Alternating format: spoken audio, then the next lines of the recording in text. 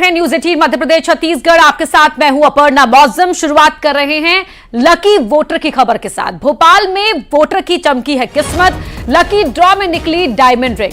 जिला प्रशासन ने रखा था लकी ड्रॉ, वोटिंग बढ़ाने के लिए लकी ड्रॉ रखा था। लकी ड्रॉ में अयान खान की किस्मत चमकी। बूथ संख्या 210, 211 और 212 पर काउंटर बनाया गया था। तमाम मतदाताओं में से अयान खान की किस्मत चमकी और लकी ड्रॉ में उनका नाम सामने आने पर उन्हें डायमंड रिंग दी गई।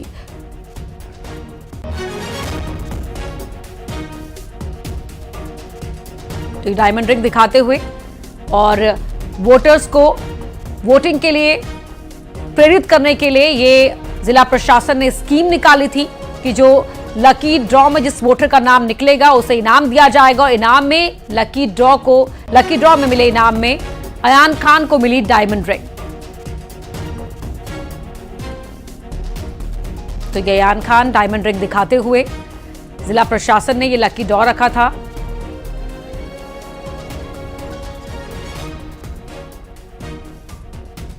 बूथ नंबर 210, 211, 212 पर यह काउंटर बनाया गया था।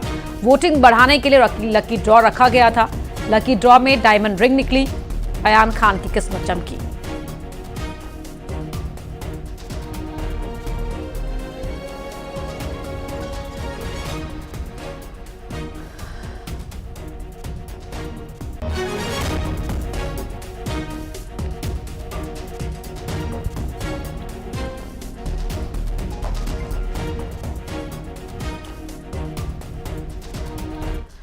एमपी में तीसरे चरण में 2019 जैसा ट्रेंड दिखा है। तीसरे चरण के 9 सीटों पर 66.05% वोटिंग हुई। राजगढ़ में सबसे ज्यादा रिकॉर्ड वोटिंग हुई, 75.39% वोटिंग हुई है। राजगढ़ में 2019 के मुकाबले 1% ज्यादा वोट पड़े हैं। विदिशा में 74.04% वोटिंग हुई। विदिशा में 2019 के मुकाबले 2% ज्यादा मत पड़े हैं। भोपाल में वोटिंग परसेंटेज रहा 62.29%, मुरैना में 58%, भिंड में 55%, ग्वालियर में 62% वोटिंग हुई। गुना में 72%, सागर में 65% और बैतूल में 72.65% वोटिंग हुई। भिंड में 2019 के मुकाबले आधा प्रतिशत ज्यादा वोटिंग हुई। ग्वालियर में भी 2019 के मुकाबले लगभग 2% ज्यादा वोटिंग हुई। तो ये ट्रेंड किसके लिए फायदे वाला है, अब इस बात को लेकर आकलन लगाए जा रहे हैं। 2019 जैसा ही ट्रेंड यहां पर देखने को मिला है। तीसरे फेज की वोटिंग में 9 सीटों पर कल वोट पड़े थे और उसके लेकर जो वोटिंग परसेंटेज, वोटर्स टर्नआउट निकलकर सामने आया है वो लगभग 2019 जैसा ही है। राजगढ़ में 2019 के मुकाबले 1% ज्यादा वोट पड़े हैं। विदिशा में 74.04% वोटिंग हुई। 2019 के मुकाबले 2% ज्यादा वोट पड़े हैं। एमपी में तीसरे चरण में 2019 जैसा ट्रेंड ही देखने को मिला है वोटर्स टर्नआउट को लेकर। 75.39% वोटिंग हुई है राजगढ़ में सबसे ज्यादा। 2019 के मुकाबले 1% वोटिंग परसेंटेज ज्यादा रहा है।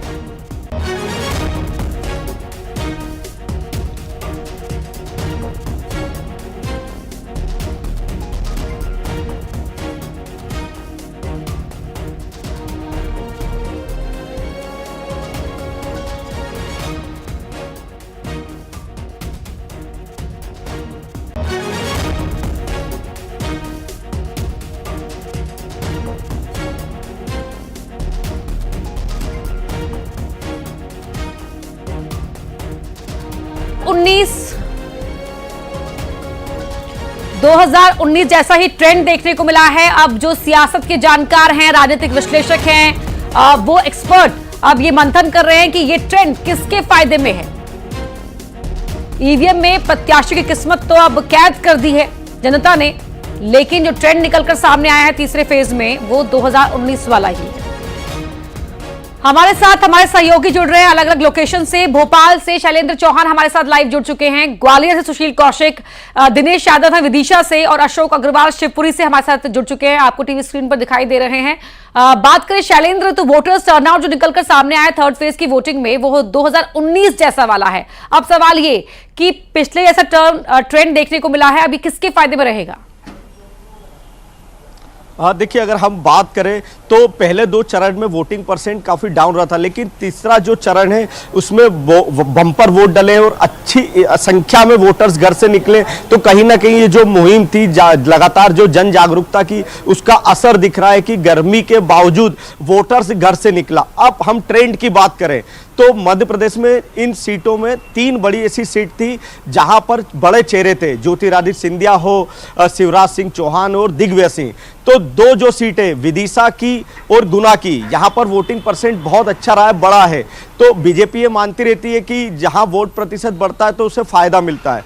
निश्चित ही यहाँ शिवराज सिंह चौहान ने काफ़ी मेहनत की थी, ज्योतिरादित्य सिंधिया भी मैदान में लगातार सक्रिय रहे, तो यहाँ वोट परसेंट बढ़ा। तो ये दोनों दिग्गज या पार्टी मान के चल रही कि यहाँ फायदा मिलेगा। वहीं अगर बात की जाए जो राजगढ़ सीट है, जहाँ राघोगढ़ दिग्विजय सिंह का गढ़ और राजगढ़ जो उनका गढ़ है, यहाँ पर भी बहुत अच्छी बम्पर वोटिंग हुई है। लेकिन यहाँ का जो ट्रेंड कहता है यहाँ पर वोटिंग परसेंट बढ़ता है तो फायदा बीजेपी को मिलता है। और वही एक चिंता यहाँ दिग्विजय सिंह और कांग्रेस के लिए है, क्योंकि जिस तरह के 2 ट्रेंड थे, जिस तरह के 2 चरण में वोटिंग कम हुई थी, तो ये माना जा रहा था कि कांग्रेस को फायदा, लेकिन यहाँ बिल्कुल उल्टा हुआ, यहाँ बम्पर वोटिंग हुई है। तो यह कहीं ना कहीं दिग्विजय सिंह के लिए थोड़ा सा खतरे की घंटी बताया जा रहा है कि ये अगर वोट प्रतिशत अगर निकला बड़ा है और ज़्यादातर लोग वोट डाले, तो बीजेपी इसको अपने फायदे की मानकर चल रही है कि यहाँ वो जीत हासिल कर सकती है। तो निश्चित ही ये 3 बड़ी सीट थी। इसके अलावा अगर ग्वालियर, मुरैना इस एरिया की बात की जाए तो यहाँ पर भी पिछले वोट परसेंट लगभग बराबर ही रहा है। तो यहाँ भी किस वोटर्स का रुख किस करवट बैठेगा, क्या होगा, ये सब तो 4 जून को पता चलेगा। लेकिन वोट परसेंट बढ़ा है, वोटरों का उत्साह जागा है, सबकी मुहिम ऐसा लग रहा है कि जो 2 चरण में कम थी वो रंग लाई है और एक अच्छा वो लोकतंत्र में सबने अपना। अब ग्वालियर का रुख कर लेते हैं। सुशील, ग्वालियर को लेकर रिपोर्ट कार्ड क्या है? बिल्कुल, देखिए ग्वालियर की अगर बात करें तो यहाँ 2019 में करीब 59% के लगभग मतदान हुआ था। इस बार 2024 में ये जो मतदान है 3% के करीब बढ़कर लगभग 62% पहुँच गया है। तो निश्चित तौर पर मतदान प्रतिशत बढ़ना कहीं ना कहीं भारतीय जनता पार्टी के लिए खुशी की बात है, ऐसा भारतीय जनता पार्टी का दावा है।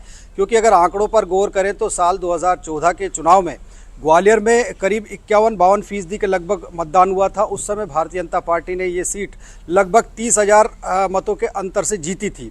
साल 2019 में ये आंकड़ा बढ़कर 59% हो गया था, यानी जो मतदान है वो करीब 7-8% बढ़ा था। उसमें भारतीय जनता पार्टी की जीत बढ़कर 1,40,000 से ऊपर की पहुंच गई थी। अब इस बार 3% और बढ़ा है, तो भाजपा के चेहरे पर खुशी है। भाजपा का मानना है कि उनकी एक बड़ी जीत होगी।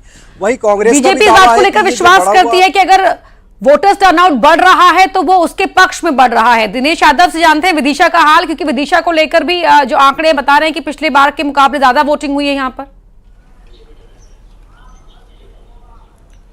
बिल्कुल अपर्णा, मैं आपको बता दूं स्पष्ट रूप से यहाँ पर 2 मतदान बढ़ा है। अगर हम बात करें 2014 की विदिशा लोकसभा को तो यहाँ पर 65.71% मतदान हुआ था। उसके बाद 2019 में 71% मतदान हुआ। अब 2024 में बात करें हम 74.05 यहाँ पर मतदान हुआ है। तो कहीं ना कहीं 2% के लगभग यहाँ पर मतदान बढ़ा है। लेकिन मतदान बढ़ता है तो स्पष्ट रूप से लगातार यहाँ पर देखा जा रहा है। दिनेश, टेक्निकल ग्लिच है कुछ, आपकी आवाज नहीं आ पा रही है हमें सही तरीके से। आगे अपडेट लेंगे आपसे। शिवपुरी का हाल जानते हैं अशोक अग्रवाल। गुना शिवपुरी की अगर बात की जाए तो वहां पर क्या कह रहे हैं आंकड़े? देखिए वर्णा, मैं आपको बता दूं कि अगर 2014 की बात करें तो 2014 में 60% वोटिंग हुई थी इस गुना लोकसभा क्षेत्र में, और 2019 की अगर बात करें तो 70.34% वोटिंग हुई थी। इस बार जो वोटिंग परसेंटेज है वो 72% के करीब रहा है, तो लगभग 1.5% का यहाँ इजाफा हुआ है। निश्चित रूप से यहाँ जो भाजपा काफी उत्साह में है, उसको लग रहा है कि वो एक बड़ी जीत की ओर है। क्योंकि आंकड़े में जिस तरह से ज्योतिरादित्य सिंधिया जो भाजपा के प्रत्याशी थे, वो जिस तरह से यहाँ कार्यकर्ताओं की मीटिंग लेते थे, हर मीटिंग में उनका जो कार्यकर्ताओं पे प्रेशर रहता था वो इसी बात के लिए रहता था कि वो अधिक से अधिक वोटिंग कराएं। जिला प्रशासन ने चुनाव आयोग की गाइडलाइन के आधार पर वोटिंग। ज्योतिरादित्य सिंधिया ने कहा भी था कार्यकर्ताओं से मुलाकात में कि मुंह दिखाई नहीं चाहिए, काम चाहिए और उसका सीधा जो इशारा था वो वोटिंग को लेकर ही था। बहुत बहुत शुक्रिया अशोक, दिनेश, शैलेंद्र, आप सभी का, आप तीनों का ही बहुत बहुत शुक्रिया इस पूरी बातचीत के लिए। सुशील, आप बने रहिए, आगे भी हम खबर पर एक अपडेट लेंगे आपसे। और अगली खबर ग्वालियर से ही है, जहां एक महिला को क्रिकेट बैट से पीटा गया है। पड़ोसी युवकों पर महिला को क्रिकेट बैट से पीटने का आरोप है, गाली गलौज भी की गई है, पत्थर भी फेंका गया है और पूरा जो हमला है वो वहां लगे कैमरे में रिकॉर्ड भी हुआ है। मामूली सी बात पर झगड़ा हुआ था, युवकों ने महिला को बुरी तरह से पीटा है क्रिकेट बैट से। पीड़ित महिला ने पड़ाव थाना में शिकायत की है। महिला के साथ गाली गलौज किया गया। देखिए किस तरह से क्रिकेट बैट युवक के हाथ में है, वो महिला पर से हमला करता ही देखिए।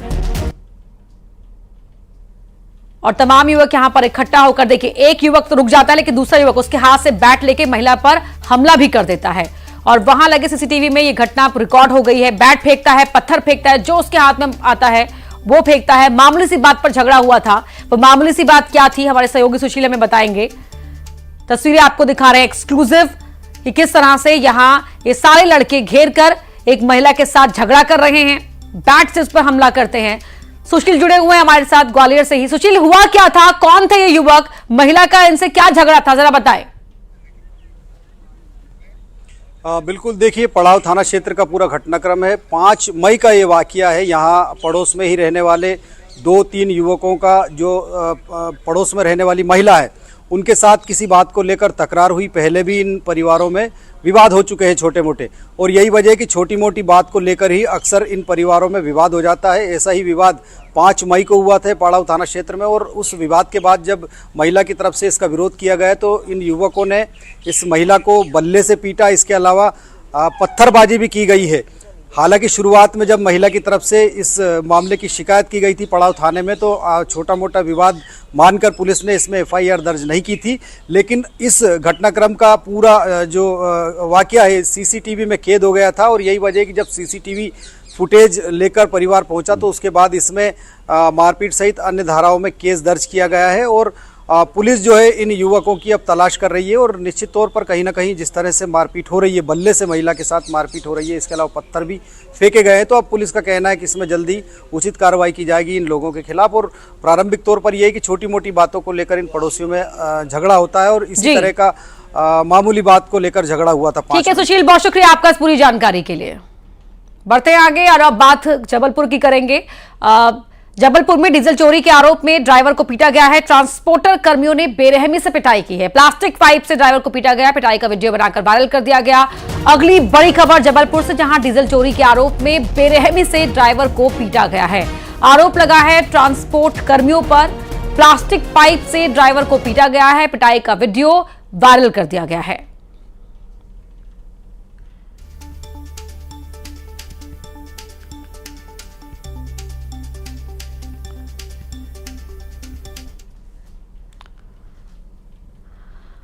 अगली खबर भी जबलपुर से है, जहां बदमाशों ने बम फेंके हैं। पहले मंदिर में प्रणाम किया और फिर पास के घर में बम फेंक दिए।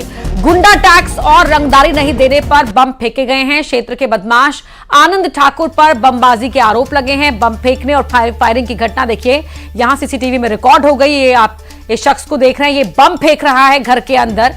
आए दिन रंगदारी वसूलने के लिए लोगों को परेशान करता है ये बदमाश। पहले मंदिर में जाकर प्रणाम करता है और उसके बाद पास के ही घर में बम फेंकना शुरू कर देता है। ये देखिए, पहले युवक मंदिर की ओर बढ़ता है, भगवान को प्रणाम करता है, और उसके बाद यही युवक जो यहां मंदिर में प्रणाम करता हुआ नजर आ रहा है, वो नजदीक के ही एक घर में बम फेंकता है। ये देखिए, ये घर के अंदर बम फेंक रहा है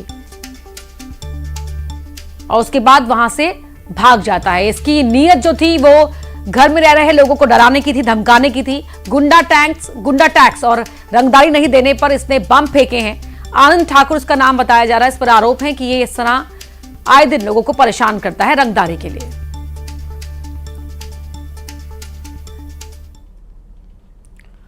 और अब बात मुरैना की, जहां कांग्रेस के नेता के साथ मारपीट के मामले में मारपीट करने वालों के खिलाफ मामला दर्ज कर लिया गया है। कांग्रेस नेता केपी कंसाना के साथ मारपीट हुई थी।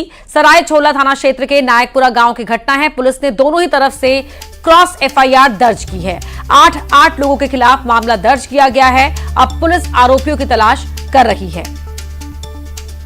तो कांग्रेस नेता केपी कंसाना के साथ मारपीट करने वालों के खिलाफ एफआईआर दर्ज की गई है। इसके अलावा क्रॉस एफआईआर भी पुलिस ने दर्ज की है। खबर रीवा से, जहां गांजा तस्करों पर बड़ी कार्रवाई की गई। पुलिस ने 1 करोड़ का गांजा बरामद किया है। 500 किलो गांजे के साथ 2 तस्कर गिरफ्तार किए गए हैं। ट्रक में छुपाकर गांजे की तस्करी कर रहे थे। तो ये बड़ी खबर, तस्करों पर ये बड़ा एक्शन लिया गया है। रीवा में इस गांजे की कीमत 1 करोड़ के आसपास की बताई जा रही है। 500 किलो वजन का ये गांजा है। 500 किलो गांजे के साथ 2 तस्कर भी अरेस्ट किए गए हैं।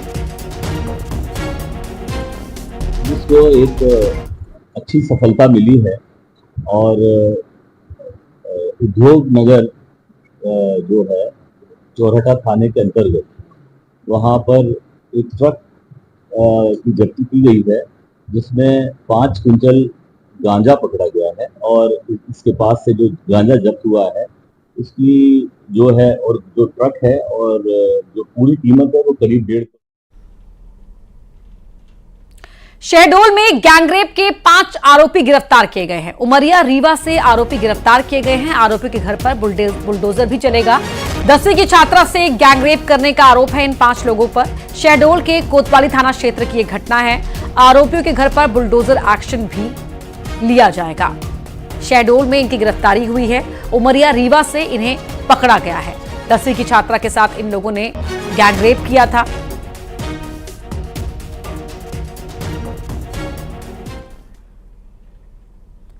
मुख्यमंत्री डॉक्टर मोहन यादव अब चौथे चरण के लिए प्रचार में जुटे हुए हैं। इस दौरान उन्होंने मंदसौर में प्रबुद्धजन सम्मेलन के दौरान कांग्रेस और राहुल गांधी का नाम लिए बिना हमला बोला।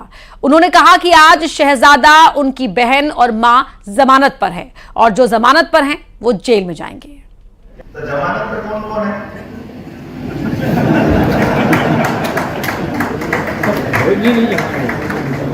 कौन कौन है जमानत पे?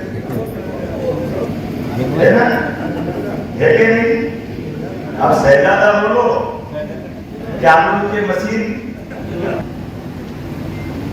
बेटा, बहन, माँ, तीनों जमानत।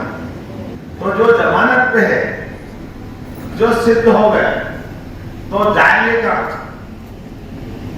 अंदर। और वो नहीं। और अब खबर इंदौर से, जहां चौथे चरण से पहले कांग्रेस का अभियान शुरू हुआ है। नोटा के समर्थन में कांग्रेस का अभियान। गाड़ियों पर कांग्रेस कार्यकर्ताओं ने स्टिकर लगाए हैं।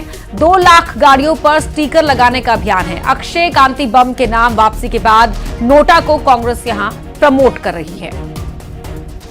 तो कार्यकर्ता यहां पर गाड़ियों पर स्टिकर लगाते हुए नोटा को प्रमोट करते हुए जो स्टिकर हैं वो लगाते हुए देखे जा सकते हैं। 2 लाख गाड़ियों पर ये स्टिकर लगाए जाएंगे। ये अभियान कांग्रेस ने छेड़ा हुआ है इंदौर के अंदर।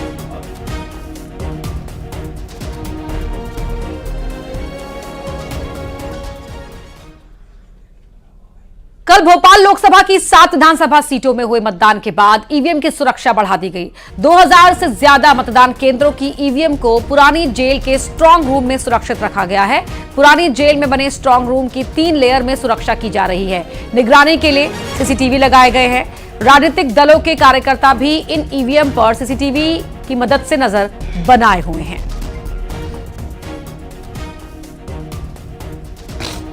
इस वक्त हम भोपाल की पुरानी जेल में मौजूद हैं और आपको बता दें कि यहीं पर जो भोपाल की 8 में से 7 लोकसभा की जो मतदान केंद्रों से जुड़ी जो मशीनें हैं, ईवीएम मशीनें हैं, वो यहाँ पर रखी गई हैं। स्ट्रांग रूम बनाया गया है यहाँ पर सुरक्षा के तहत। और हालांकि ये जेल ज़रूर है, पुरानी जेल, लेकिन अब इसमें कोई कैदी नहीं रहता है और इसे ऐसे ही मौक़ों पर इस्तेमाल किया जाता है। इस पुरानी जेल को 4 जून को, हालांकि जो काउंटिंग होगी उसके दिन हो सकता है कि बाहर की व्यवस्थाएं थोड़ी सी अलग हों, लेकिन यहाँ पर अभी 3 लेयर सुरक्षा रखी गई है। 3 लेयर सुरक्षा। पहली जो सुरक्षा पुलिस की, एसटीएफ जवान और तीसरा पैरामिलिट्री फोर्सेस के जवान भी यहाँ पर अलग अलग, अगर हम ये कहें, जो पूरे परिसर को 3 लेयर में सुरक्षित रखा गया है। इन मशीनों की सुरक्षा के लिए या कहें कि मॉनिटरिंग के लिए सीसीटीवी कैमरे भी लगाए गए हैं। तमाम दूसरे आधुनिक सुविधाओं से भी इस पूरे परिसर को लैस किया गया है, यानी कि जो मशीनें हैं वो सीसीटीवी कैमरे की निगरानी में रखी गई हैं। समय समय पर जो पुलिस और बाकी अधिकारी अफसर हैं वो यहाँ पर आएंगे भी, मॉनिटर भी करते रहेंगे कि आखिर कैसी क्या व्यवस्थाएं हैं 4 जून तक। और 4 जून को आखिर में पिटारा खुलेगा किस्मत का भोपाल से जो उम्मीदवार हैं। तो 7 विधानसभा, भोपाल लोकसभा की 7 विधानसभा की जो मशीनें हैं वो यहीं पर स्ट्रांग रूम इस पुरानी जेल को बनाया गया है, यहाँ पर रखी हुई हैं। कैमरामैन मोहसिन खान के साथ प्रशांत कटारे, न्यूज़ 18 भोपाल। वहीं सैम पित्रोदा के बयान पर प्रधानमंत्री ने निशाना साधा है। कहा चमड़ी के रंग से पित्रोदा ने देश को गाली दी। अमेरिका वाले अंकल ने काले रंग वालों को गाली दी है, शहजादे को जवाब देना होगा। विदेश में शहजादे के अंकल रहते हैं, क्या कहा सुनाते हैं आपको। आज पता चला कि कांग्रेस पार्टी द्रौपदी मुर्मू जो एक आदिवासी बेटी थी उसको हराने के लिए क्यों मैदान में उतरे थे। आज मुझे पता चला कि अमेरिका में इस शहजादे के एक अंकल रहते हैं।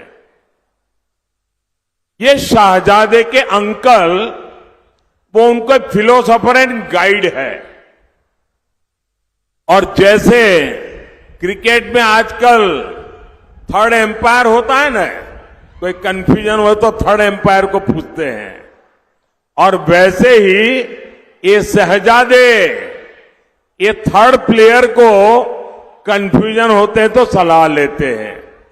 ये शहजादे के फिलोसोफर एंड गाइड अंकल ने बड़ा रहस्य खोला है। उसने कहा है कि जिनका चमड़ी का रंग काला होता है ये सब अफ्रीका के हैं।